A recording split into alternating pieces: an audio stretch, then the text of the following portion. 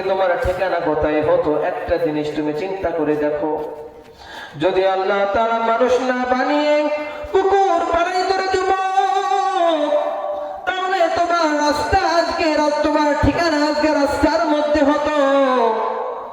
তোমাকে একজন এসে পাথর দ্বারা আঘাত করত, একজন এসে লাঠি দ্বারা আঘাত করত, অনেক মানুষ এসে নানান ভাবে টর্চার অত্যাচার করত।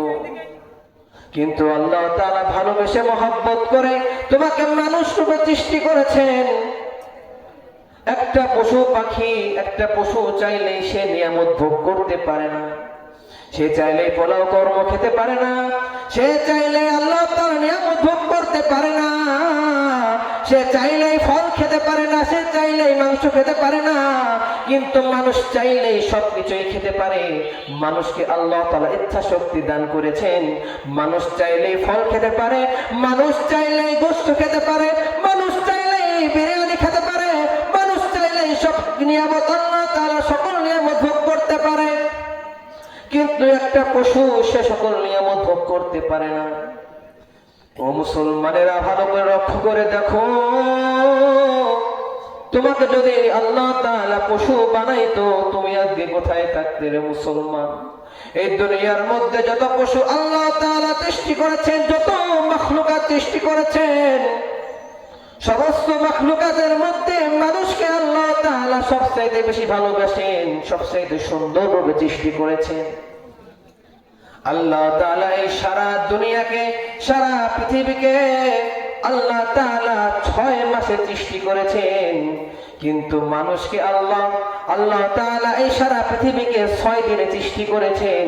কিন্তু মানুষকে আল্লাহ তাআলা এত সুন্দর করে, এত ভালোবেসে মহব্বত করে সৃষ্টি করেন। আল্লাহ তাআলা এই বান্দাকে সৃষ্টি করার জন্য 6 মাসের চেয়েও বেশি সময় নেয়। কতটুকু ভালোবেসে তার আল্লাহ তাআলা আমাদেরকে সৃষ্টি করেন যুবক।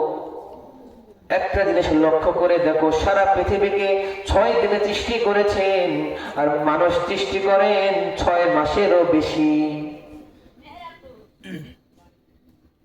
তাহলে কতটুকু ভালোবাসেন আমার আল্লাহ।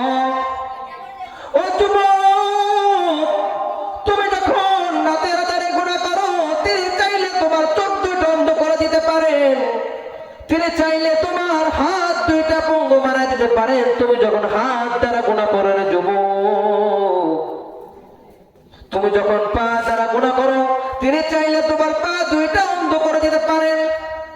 তুমি যখন কান দ্বারা গুনাহ করো, তোমার কান দুইটা বয়রা বানায় দিতে পারেন।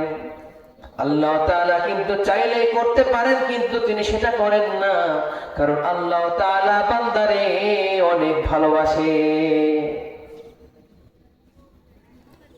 আল্লাহ তাআলা চাইলে আমাদের নিয়ামত বন্ধ করে দিতে পারেন, আল্লাহ তাআলা চাইলে আমাদের আহার বন্ধ করে দিতে পারেন, আমাদের খাওয়া দাওয়া, আমাদের ফসল ফলাদি বন্ধ করে দিতে পারেন। তার হাতে সমস্ত ক্ষমতা রয়েছে রে মুসলমান। আল্লাহ তাআলা ভালোবাসেন বলে এখনো আমাদের উপর কোন রকম গজব পাঠান না। কারণ নবী করিম সাল্লাল্লাহু আলাইহি সাল্লাম দোয়া করেছিলেন, মালিক, আমি যখন এই দুনিয়ার মধ্যে থাকবো না, আমার উম্মতেরা তো নানা রকম গুনাহের মধ্যে লিপ্ত হবে, নানা রকম গুনাহের কাজ করবে।